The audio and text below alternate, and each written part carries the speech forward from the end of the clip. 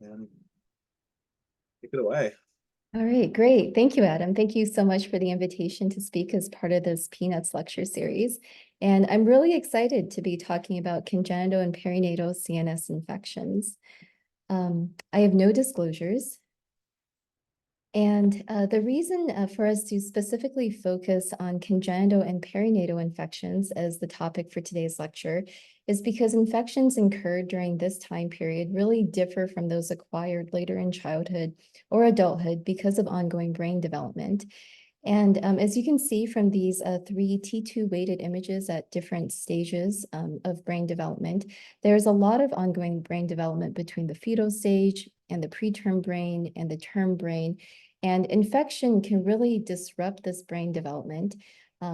Additionally, the developing brain is really susceptible to infection because of the relative immaturity of the developing immune system.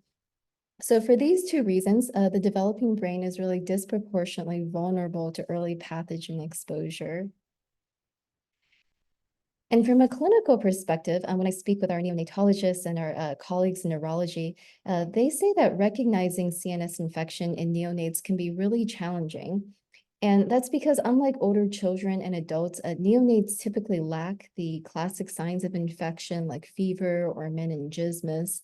And term infants can manifest with fever, but commonly will show up with irritability or seizures. And preterm infants usually have even less specific symptoms, so either apnea or jaundice or abdominal distension. And so for all of these reasons, CNS infection in the neonate often falls under this bucket of neonatal encephalopathy, which has a very broad differential diagnosis. And imaging plays a really important role in recognizing infection as a possible etiology for the encephalopathy. So once the suspicion is raised by imaging, then we can further direct care with tests such as CSF sampling or placental pathology, or even a specific PCR tests to confirm specific pathogens. So there are three main routes of transmission for congenital and perinatal infections. And the first route we'll talk about is the intrauterine route for infection. And intrauterine infections are typically acquired transplacentally after maternal infection. So this is commonly seen with the torch infections and others such as Zika or Listeria. And the pathogen will seed the placenta and will multiply in the placenta, causing a velitis and endothelial damage, and then will get transmitted to the fetus via the umbilical cord and will directly infect the fetus as well. But the placental infection also causes a lot of problems because placental insufficiency can lead to growth restriction as well as fetal demise. The perinatal route of infection occurs around the time of birth through contact with pathogens in the maternal vaginal canal. And this usually occurs with bacterial infections, but can occur with some viruses like HSV or HIV. And in particular, premature rupture of membranes is a risk factor for ascending bacterial infections. And then finally, the postnatal period is also a period in which infections can be acquired, either through close contact with caregivers with infections, or even iatrogenically, which is more common in preterm infants who have a more complex and prolonged hospital course and a relatively immature immune system.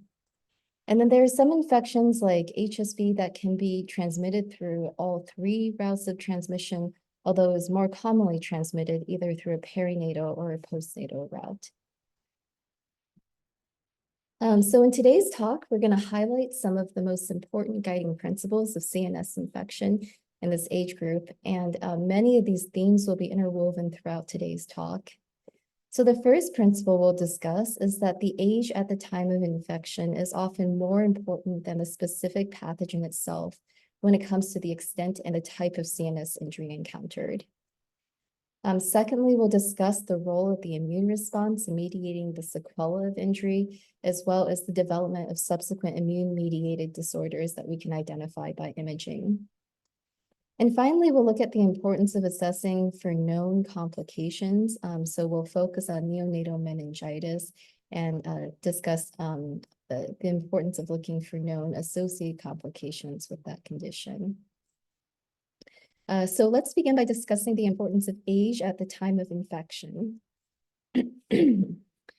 And early CNS infections are so damaging because in addition to the pathogen-induced injury, these infections can really disrupt brain development. And brain development occurs throughout fetal life and continues into neonatal life. And as you can see from this figure from an article in Cell in 2011, neurons will start developing in the ventricular zone and will migrate out to the cortical plate throughout gestation.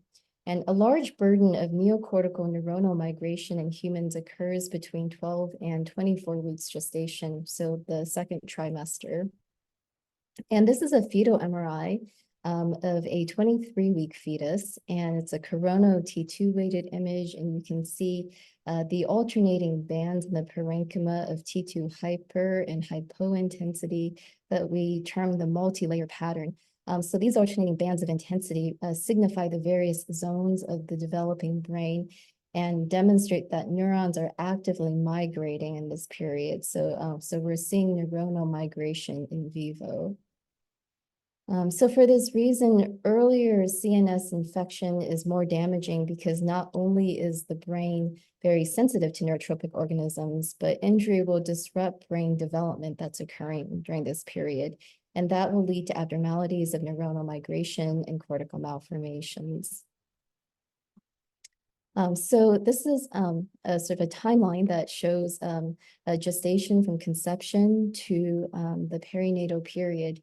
And one important concept of congenital and perinatal infections is that the type of injury we see really relates to the disruption of brain development that's occurring at the gestational age in which the infection is acquired. So infections that are acquired earlier on during gestation will cause such widespread damage that often will lead to spontaneous abortions. And infections acquired later during the second trimester, during the period of neuronal migration, tend to cause migrational abnormalities. And then in the third trimester, when a large burden of neuronal migration has passed, infections will tend to cause more classic and destructive lesions. And we'll see examples of this throughout the talk. So these are two examples of neonates who were both diagnosed with CNS infections at birth, but we can infer the time period in which the initial infection likely occurred based on the abnormalities that we see. So in this first case, we see widespread abnormalities of brain development. So there is a profound microcephaly. There's diminished white matter volume and ventriculomegaly. The deep gray nuclei appear dysmorphic, and the cortex is diffusely abnormal with areas of polymicrogyria. So this is probably an infection that was acquired earlier in gestation, likely in the second trimester during the period of neuronal migration, which led to this widespread abnormality of brain development. In the second case, this is probably an infection that was acquired later in the perinatal or neonatal period. You can see that the morphology of the brain appears roughly normal, and thus the injury was acquired after the period of neuronal migration. And we have more destructive lesions of the white matter with areas of cystic encephalomalacia. Another method by which the age at the time of injury is important is really reflected in the immune response that mediates injury. And the host immune response really contributes to the damage that's produced by infection. It's largely absent in the fetal stage and gets more pronounced as we get older. So in the fetal brain, there's a limited capacity for astrocytic response, and therefore necrotic tissue that's injured from either infection or infarction just gets resorbed. And that leaves a very smooth-walled cystic cavity, and we term this porencephaly or porencephalic cyst. So this is probably injury that was acquired in utero. On the other end of the spectrum, in older children and adults, the immune-mediated inflammatory response really contributes to damage from infection. And this is an example of a child who had HSV encephalitis and then ended up developing encephalomalacia because of astrogliosis. And the neonate sort of represents an in-between stage with the cystic encephalomalacia, because there's some degree of astrogliosis that takes place. So as an example of the principles we just discussed, we're going to focus on congenitally acquired cytomegalovirus as an example of in utero infection. And CMV is the most common congenital viral infection. Affects up to 1% of, excuse me, about 1% of all live births in the US. Yeah. Sorry, kind of a slight cough. So CMV has a tropism for the germinal zone. And so early CMV infections really interfere with the normal proliferation and migration of neurons, and that really results in a lot of the imaging findings that we see with this condition.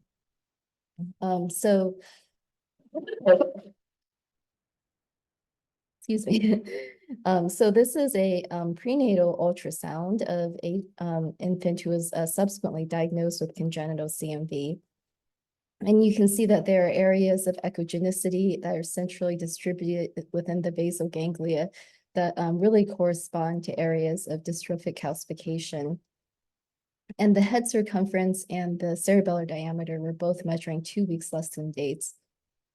And so there was that signifies that there's microcephaly as well.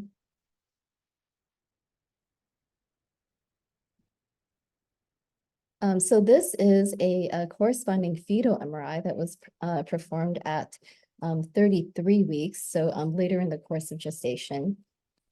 And again, we see findings of congenital CMV. And a fetal MRI really complements and augments ultrasound and provides a more detailed depiction of the parenchymal abnormalities that in combination can be quite specific for CMV. So this is a sagittal T2 that shows that there are areas of adhesions or loculations within the ventricular system and dilation of the temporal as well as the occipital horns. And on the axial T2 imaging, we see that there are germinal cysts, and there is a diffuse irregularity of the cortex that's compatible with polymicrogyria. And this is another fetus imaged at 32 weeks, and so shows many similarities to the last case that we saw. And so we start to see some imaging findings of congenital CMV with bilateral germinal cysts, and this diffusely irregular and abnormal cortex compatible with polymicrogyria, and then areas of cystic loculations within the ventricular system affecting the occipital and temporal horns. So this fetus was confirmed postnatally to have congenital CMV. And this is the postnatal imaging that shows many of the same features. So again, we see these adhesions within the ventricular system, the germinal cysts on the right. There's a little layering hemorrhage now. And I also want to point out that it's more apparent in the postnatal imaging that there are areas of T2 hyperintensity within the white matter. And sometimes this can be hard to pick up because the neonatal brain is not myelinated and it's T2, the white matter is T2 hyperintense at baseline. But I find the ADC maps to be really helpful in these cases because if you see ADC values higher than expected for that region of the brain, it demonstrates that there is facilitated diffusion or edema, just an increased T2 signal than what you would expect. And so there are normative values you could compare to as well. And so I find the ADC maps really helpful in looking at the white matter and assessing if it's too T2 hyperintense. This is another case of congenital CMV infection that was probably acquired earlier in gestation because you can see that many of the imaging features look much more severe compared to the prior cases that we've looked at. And in these two T2 weighted images, you can see that there's a pretty severe ventriculomegaly. There's this T2 hypointensity that's compatible with susceptibility that's lining the ventricular margin, and that corresponds with calcification. Additionally, there's diminished white matter volume and microcephaly. And the cortex is diffusely abnormal with areas of polymicrogyria. The deep gray are also dysplastic. And you'll notice that the cerebellum is affected too. And the left cerebellar hemisphere has areas of abnormal foliation. The sagittal T1 weighted image will demonstrate that there is a profound microcephaly. So you can see just how severely affected the brain is. And this study was from a few years ago, so I looked in the medical record to see how the child was doing. And these congenital, early congenital infections can have such a profound impact. This child has severe refractory seizures, developmental delay, as well as cerebral palsy. So a very severe outcome from an early acquired infection. So many of the principles that we just talked about for congenital CMV also hold true for other congenital torch infections. And as a reminder, torch stands for toxoplasmosis, other, including syphilis, rubella, cytomegalovirus, and herpes simplex virus.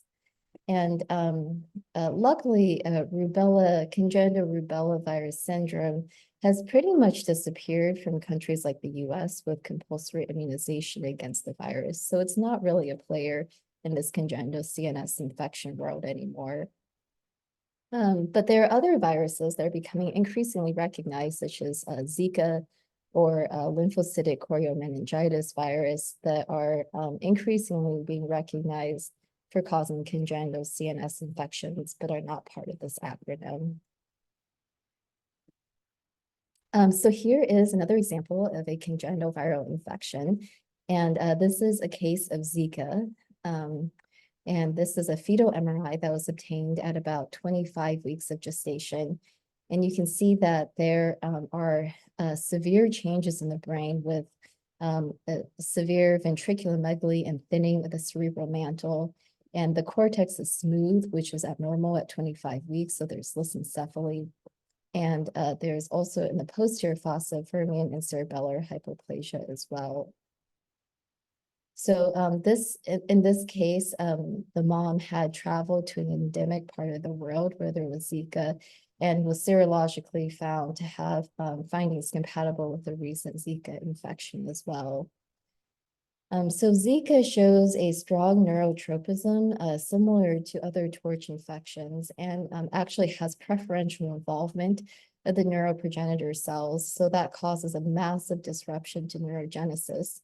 And that's really the mechanism for the more severe spectrum of CNS anomalies that we see compared to even other congenital torch infections. The microcephaly in these cases tends to be really severe. And this is from the literature, but you can see that because of the profound microcephaly, often we'll have overlapping sutures as well. And then this posterior scalp rugae, because everything has collapsed down because of the microcephaly. And then you can see there are some features that are similar to what we see with the other congenital CNS infections like CMV that we looked at earlier. There's ventriculomegaly and diminished parenchymal volume. There's this septation within the ventricles, and then the abnormal cortex. In this case, it appears that there are not enough sulci, so more on the spectrum of lissencephaly. And then these calcifications in Zika tend to be more peripherally distributed as opposed to centrally distributed. And these tend to affect the subcortical white matter. And then just one more example of another pathogen of a congenital infection. This is a case of congenital HSV, which is actually the least common of the routes of transmission for HSV encephalitis. And this is a fetus that was imaged in the 3rd trimester and demonstrates many of the similar features to what we've seen in other cases. So you can see that there is ventriculomegaly and diminished white matter volume. The cortex is markedly and diffusely abnormal with areas of polymicrogyria. And then on the axio-echoplanar imaging, we see susceptibility in the right thalamus, sort of extending into the ventricle, so there's hemorrhage, and the right thalamus has a volume loss as well. And looking at the white matter, there are areas of encephaloclastic cysts or poencephaly, so there are areas of destructive injury as well. And at birth, this infant was found to be microcephalic and then manifested these vesicular eruptions in the lower extremities. The PCR culture of one of those vesicles showed HSV2, and mom also subsequently tested positive for IgG of HSV2. So another case of a congenital CNS infection with overlapping features with the other cases that we've looked at of other viruses as well. Congenitally transmitted HSV is the least common of the routes of transmission for HSV. So there are some overlapping features between these cases that we've recently looked at. And if you see these features in combination, so this should raise your suspicion that you're dealing with a congenital CNS infection. So the presence of cortical malformations, white matter abnormalities, and poencephaly, calcifications, as well as germinalytic cysts. There are other systemic signs that sometimes the clinicians are clued into as well, such as jaundice or hepatosplenomegaly or a rash as well. So there are some clues that you could be dealing with CNS infection. So the last case we looked at was a case of congenital HSV. But now let's look at a case of neonatal HSV that was acquired either perinatally or in the neonatal period. And this is an infant who was normal at birth and was discharged home and then came back to the hospital at day 10 of life and presented with seizures.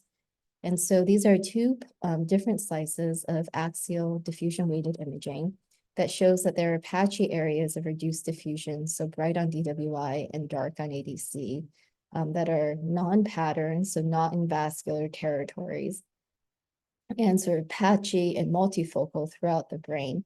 And this is the typical imaging appearance of HSV encephalitis, which often involves the supratentorial brain, but can also involve the brainstem and the cerebellum. Patients will typically present during the second or third week of life with seizures or lethargy, and they may not have cutaneous symptoms. So these patients may fall into the bucket of neonatal encephalopathy that you're imaging. And being able to recognize this appearance and to raise clinical suspicion that it could be neonatal HSV will really shunt the workup toward getting CSF sampling. And serial CSF sampling is really important to rule out this disease because PCR is about 70% sensitive in the neonatal age range. This can be a really neurologically devastating condition with high mortality rates if untreated. So keeping a high clinical suspicion is really important. So there are three main forms of neonatal HSV infection, and the mucocutaneous form, the skin, eye, mouth disease, is actually the most common, followed by sort of equal incidences of disseminated disease and HSV encephalitis. It's interesting that these, the mucocutaneous form and the disseminated disease tend to appear on an earlier time frame compared to HSV encephalitis. Here's another case of a neonate with a neonatal HSV encephalitis, and you can see that the two different slices of T2 weighted imaging will show that there is abnormal T2 hyperintensity of the white matter as well as of the cortex. So we're missing the cortical ribbon of both temporal lobes and the inferior frontal lobes, and there's associated reduced diffusion. This is so in this patient, we raised concern for HSV encephalitis, and the lumbar puncture was positive for HSV. So he was given IV ganciclovir right away, which arrested the progression of the infection. But you can see in this follow-up imaging 6 months later that the areas of brain injury have all evolved into cystic encephalomalacia. And this was neurologically very devastating for this patient. So you can see that in patients with multifocal areas of injury, this can have very severe consequences. So in the next portion of this talk, we'll turn our attention to the important role of the immune response in mediating injury from infection. And in particular, viral infections are an excellent illustration of the role of the immune system in mediating injury. And so let's just stick with HSV, for example, and continue to use this as an example in this portion of the talk. So from an epidemiologic perspective, HSV is one of the most common and ubiquitous viruses encountered by humans.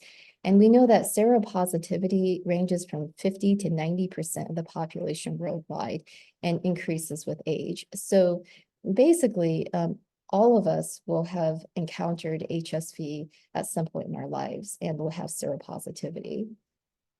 But we know that HSV encephalitis is actually rather rare, and the incidence of that is about 2 to 4 per million people per year. So then the question sort of arises, why do some people and why do some neonates get HSV encephalitis when HSV is so prevalent within the community and within populations? The answer to why some children are predisposed to an uncommon manifestation of a common childhood infection really lies within our innate immunity. And recent and ongoing research has revealed that our innate susceptibility to viral encephalitis, such as HSV encephalitis, is due to variations in the toll-like receptor pathways. And the toll-like receptors are important for pattern recognition and viral sensing and the initiation of the antiviral host immune response. So in particular, toll-like receptor 3 is expressed in the brain and is really important for preventing the spread of infection of viruses like HSV from the epithelium to the brain. So if you have defects or variations in your signaling molecules and your toll-like receptors, certain individuals are just more predisposed to HSV encephalitis. So in this way, the innate immune response is really important in conferring susceptibility to infection. And we can look at another infection as an example as well. And this is a 1-week-old infant who's presenting with seizures. So was normal around the time of birth, had been discharged home, and is coming back with seizures. And 2 different slices of axial diffusion weighted imaging show that there's reduced diffusion sort of in a linear perimedullary configuration involving the white matter, the periventricular and deep white matter, as well as the splenium of the corpus callosum and the thalami. And this is a good look for parechovirus infection. And indeed, after we suggested that, that there was a PCR analysis looking for parechovirus that did confirm that this was a parechovirus infection. Parechovirus is in the picornavirus family of small RNA viruses, and other viruses in that family, including enterovirus and rotavirus, can produce a similar appearance. These are images from the literature. I haven't actually encountered one of these myself, but they have been reported to look similarly. And I guess importantly, these viruses and parechovirus in particular do not cause CSF pleocytosis. So diagnosis is based off of PCR looking for this specific virus based off of clinical suspicion that's driven and informed by imaging. But what I found really interesting is that studies have shown that not all neonates who have parechovirus detected in the CSF end up developing encephalitis, and some of them have normal MRIs. So this really touches upon the important role of the immune response again in infection. And one theory is that white matter injury from parechovirus may be due to activation of toll-like receptors on microglia, which some people are just more susceptible to due to innate variations. And that causes a release of an inflammatory cascade that then injures the pre-oligodendrocytes and causes white matter injury. Another example illustrating how innate immunity really mediates the development of injury in viral infections. So in this case of this neonate with parechovirus infection, follow-up imaging demonstrates the development of cystic encephalomalacia involving the supratentorial white matter. And this was the example I had shown earlier of injury in the neonatal brain in which largely is normal in morphology because neuronal migration has largely concluded, and the injury is more clastic and destructive with cystic encephalomalacia. Another uncommon but recognized consequence of infectious encephalitis is the subsequent development of an autoimmune encephalitis. And the classic example of this is the development of NMDA receptor encephalitis after infectious HSV encephalitis. And that occurs in up to 30% of people. Definitely occurs more in the older population, but does occur in children, has been reported in neonates as well. Autoimmune encephalitis is more difficult to suspect in children, especially young children, because they don't have the cognitive abilities to manifest psychiatric and cognitive changes. So in the younger population, often the symptoms are that of chorioathetosis or refractory seizures, such as infantile spasms.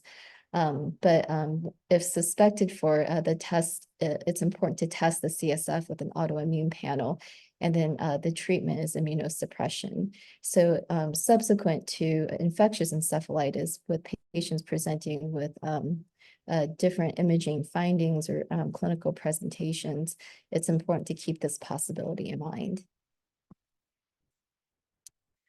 And so in the last portion of this talk, I'm going to spend some time focusing on neonatal bacterial meningitis. And in the neonatal age range, bacterial meningitis is far more common than viral encephalitis or viral meningitis. So it's important to talk about neonatal bacterial meningitis and some of the associated complications. And this is a head ultrasound that was obtained on a newborn around 5 days of age who was presenting with encephalopathy. And you can see that on the coronal imaging, there's debris within the frontal horns of the lateral ventricles and dilation of the temporal horns as well, in a configuration compatible with hydrocephalus. And then using a higher resolution probe, we appreciate the echogenic debris within the subarachnoid spaces. And so based on the suspicion, this imaging, we suspected meningitis, and this was indeed confirmed to be group B strep meningitis. So neonatal meningitis is most commonly due to group B strep or E. coli, typically acquired either perinatally or postnatally.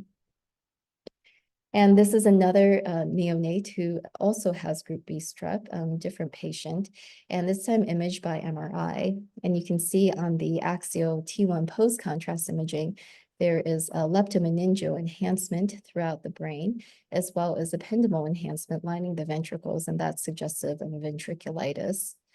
There's also this large cephalohematoma that has peripheral enhancement and centrally reduced diffusion. And we weren't really sure if this was infected because blood can definitely be a confounding factor for the presence of reduced diffusion. But this was sampled and did show purulence. And on the diffusion weighted imaging, we see that there is reduced diffusion compatible with an infarct centered in the right caudate head. This is a sort of a complication of meningitis in which you can get parenchymal infarction from inflammation of arterial perforator vessels. And GBS is the most common organism to cause parenchymal infarction. As an evolution of that case of meningitis, you can just see how severe the course can take. So follow-up imaging shows that there is a severe leptomeningeal enhancement that has evolved and become much more severe compared to the prior study. And there's also enhancement along the ventricular ependyma compatible with ventriculitis. There's been subsequent volume loss, and the ventricles are larger as well, which could be due to a combination of ex vacuo dilatation as well as communicating hydrocephalus. And in further follow-up, the infant is now shunted, and you can see that the white matter of the brain is diffusely abnormally T2 hyperintense, as is the cortex, and the deep gray nuclei are abnormal too. So a lot of profound injury to this brain. And then in even further follow-up, these areas of parenchymal injury have evolved into cystic encephalomalacia. The ventricles have markedly enlarged, which could be, again, due to a combination of its vascular dilatation and hydrocephalus. And so over the years, there has been a decreasing incidence of early onset sepsis and meningitis from group B strep because of increased maternal testing and antenatal antibiotics. But the incidence of CNS infection from other organisms, such as E. coli and other gram-negative organisms, has really remained the same.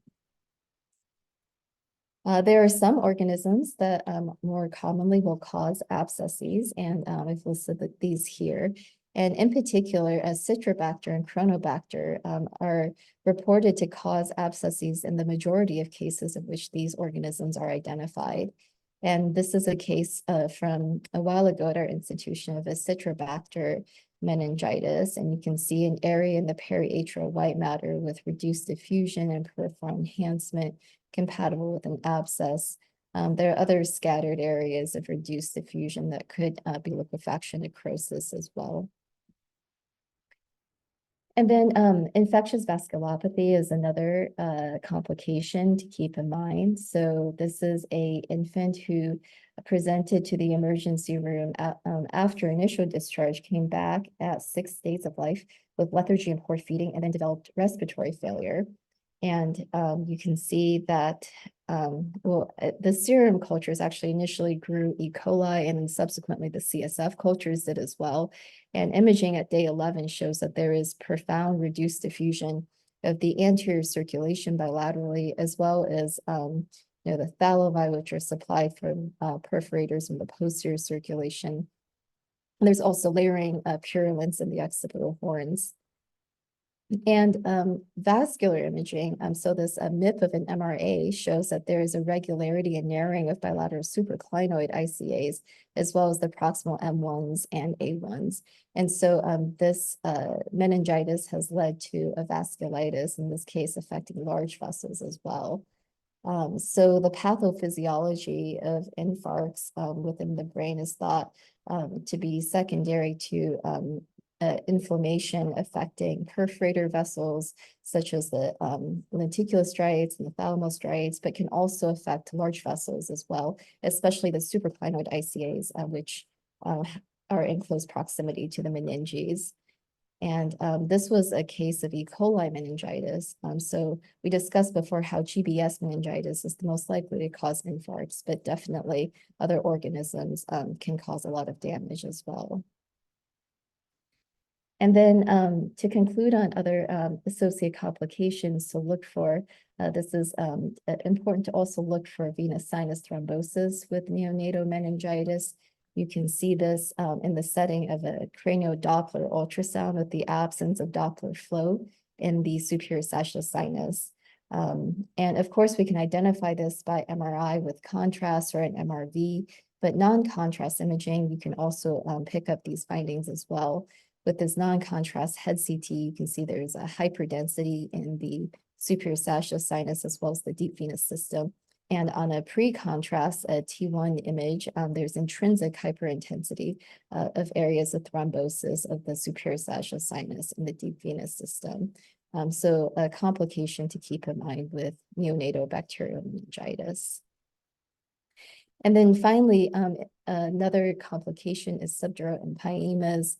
So in this CT of an infant with known meningitis, we see that there is abnormal density in the left frontal convexity extraaxial space that is not CSF density. And an MRI will show that there's leptomeningeo enhancement as well as dural enhancement in that region. And this ADC map shows that there's reduced diffusion compatible with purulence. So the reduced diffusion makes this a subdural empyema. And in the absence of reduced diffusion, this would be a subdural effusion. When these are small, the infant will be committed to a longer course of antibiotics. If large, then they can be drained. So in summary, when assessing bacterial meningitis, which is the most common CNS infection in the neonatal age range, then it's important to also look for associated complications of ventriculitis, as well as hydrocephalus, the formation of parenchymal abscesses, empyemas, as well as vascular complications, including durovenous sinus thrombosis and infarction. And so in summary, in today's talk, we started off by discussing how the age at the time of infection is often more important than the specific pathogen itself when it comes to the extent and the type of CNS injury encountered. We also discussed the important role of the immune response in mediating injury and in the development of subsequent immune-mediated abnormalities that can be evaluated by imaging. And then finally, we concluded by looking at neonatal CNS infections and meningitis and the importance of assessing for associated complications. So thank you very much. And I know I didn't take the whole hour, so happy to take any questions as well. Thank you so much. That was wonderful. Definitely, it can be a challenging topic evaluating these the studies in these kids. So yeah, that was definitely was wonderful. If anybody has any comments or questions, feel free to put them in the chat. I just had a question about, I know, yeah, definitely looking at the white matter in those neonates could be pretty challenging to say, you know, whether it's abnormal or just kind of just the normal immature myelination. How often do you use value like normative values or kind of published values for like ADCs for that, or just kind of gestalted and Yeah. If I feel pretty confident based on the T2A imaging, I often won't look at the ADC map, but I think that I do find it fairly helpful. And it's sort of in all different contexts. Like sometimes even in patients that were imaging for HIE, I'll find that there are areas of the white matter that are too bright. I don't really know what that means. I'd be curious if you have any thoughts on that as well. I don't know if that's subacute injury or edema or just, sequela of cooling or something, but I'll notice that there are areas that are really bright as well. But in these like CNS infection cases, yeah, often I'll notice that in CMV or other congenital infections that there are areas of abnormal white matter that I just feel a lot more confident are abnormal after I quantitate the ADC values. Yeah. I definitely see. Yeah, I definitely see, definitely see that too. And yeah, it's hard to know and hard to, put it into kind of a, you say, definitely looks abnormal, but kind of being able to put it into kind of a more quantitative and kind of give it a, kind of say what exactly it means. I agree, it can be a little bit challenging. So we have a couple other questions. Laura Hayes says, excellent talk. Thanks for showing the follow-up images and sharing the clinical outcomes as well. Susan Palassa says, great talk. Any experience with ASL in this setting? Is it part of your neonatal protocol? Oh, interesting. Yeah. So ASL is not routinely part of our neonatal protocol, so I don't have a lot of experience with that, but I would be interested in that. We sometimes add on ASL in certain settings, but we don't do it routinely. Do you do ASL routinely in neonates? We do, whether it's it could definitely be challenging. I think we have it a part of our protocol, whether it's kind of optimized and is another question. It can be definitely challenging whether the techs are kind of doing it correctly, where they're kind of labeling and stuff like that, and in a neonate can be kind of challenging as well. But we do, but yeah, great. We can see hyperperfusion in some, in areas of kind of encephalitis and stuff like that. But yeah, I think it could be a nice adjunct, but I don't know if it's giving us the diagnosis. I don't know if anybody else out there has any other experience with it. Yeah, thank you. We have another question. Let's see. We have a question from the Philippines. Kim Ivan Mendoza. I'd like to ask, how are you able to bring the neonates to the MRI from the NICU? What are the basic sequences that you can do? Do you sedate?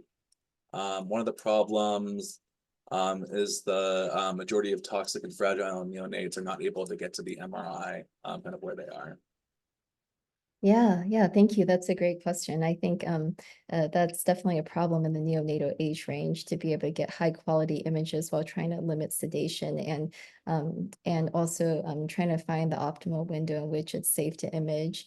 We really try not to sedate neonates at our institution. I think across the country that has become across the U.S. that has become sort of a trend. And we do a feed and swaddle technique. So our technologists will coordinate with the NICU, so with the nurse and with mom, to try to find a time period in which the fetus or so the neonate falls asleep after feeding.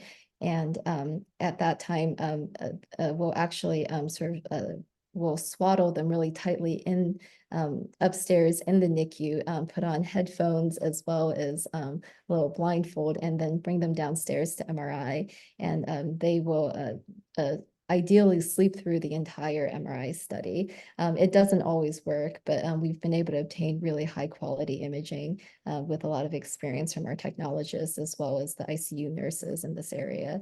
And in terms of the basic protocols that we acquire, definitely we will do 2 planes of diffusion weighted imaging. I think that's often sort of helps to answer most of the clinical questions.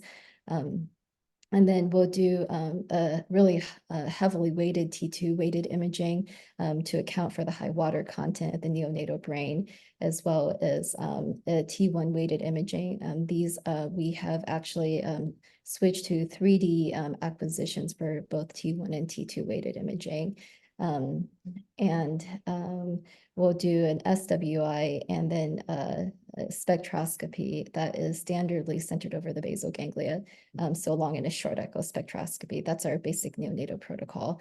But depending on the indication, we can give contrast. We occasionally add on ASL, vascular imaging as well.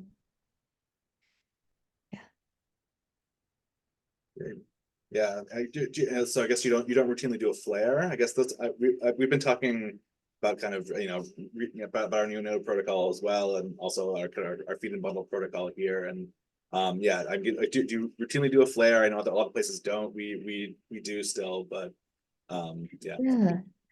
We've dropped flare from our less than 1-year-old protocol. I think we find that the T2 weighted imaging is really helpful in being able to make a lot of the findings, especially sometimes the flare, especially I guess if you don't look at a lot of them in that age range, they start to look confusing because the white matter is not fully myelinated, and so the cortex and sort of abnormalities of the cortex we find to be really visible on the T2 weighted imaging.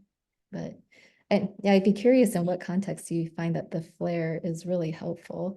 I Maybe find add that. for collections, I agree. The parenchyma, it's kind of useless, but yeah, for collection, for like subdural collections, I feel like it can Yeah. add a little bit, and then like possibly sometimes for like parenchymal cysts, I think it can be the other. But I agree. But yeah, but talking to like other places also, it seems like a lot of institutions don't do a flare, especially like it seems like in the HIE kind of context, it's not really, it doesn't add very much. And especially when you're trying to get high quality images in other sequences more preferentially, I think that cutting things down can definitely help. Yeah. And then maybe Yeah. it's about more just like an offline question, but about bundling their kids while they're still in the NICU. Or do you have any issues with like MR clearance? Because at least from talking to our techs, it seems like they have to screen the patient. So you screen them kind of when they're in the NICU and then bring them down. Are there any issues with the kind of MR screening protocol with that? I guess. Oh, that's really interesting. I actually haven't encountered that. I don't know at what stage the screening happens. I can look into that. Yeah, but we haven't really had a problem with that. I think it's a standard process at this point. Yeah, so it's definitely something we talked to our techs about, and we had heard about it other places, and they were like, "Oh, but we have to like screen them when they're in MRI to make sure there's no metal or anything like that on them Yeah. before they get wrapped up and stuff like that." So, but yeah, we can talk about that offline. Yeah. Yeah. Sounds great. Another question, apologies for the follow-up. You know what TE you use for the spectroscopy for the basal ganglia? Oh yeah, so we do a short echo at 35 and a long echo at 288. So we actually skip the 144, but I know that's that can be that's another standard way to do it as well. Yeah. Yeah. And we actually don't do spectroscopy routinely, but it's something that the neonatologists always ask about. But yeah. Yeah, I think that's why we start adding it in, because whenever we don't do it, yeah, it comes up. Yeah. Yeah. Any other questions? Well, thank you very much again. Thank you Thank for you this so opportunity Yeah, thank you. Yeah, to great talking with, and with everybody. Learned something. I know I definitely did. And thanks a lot. Hopefully, we'll see everybody at ASNR. Hopefully, if anybody's going to be there, there's the ASPNR promo party on Monday night. There's still tickets available if anybody's interested. I can share the details on that. But yeah, thank you very much. Have a great month. See everybody next month. looking forward to seeing everyone at the promo party. Thank you. Bye.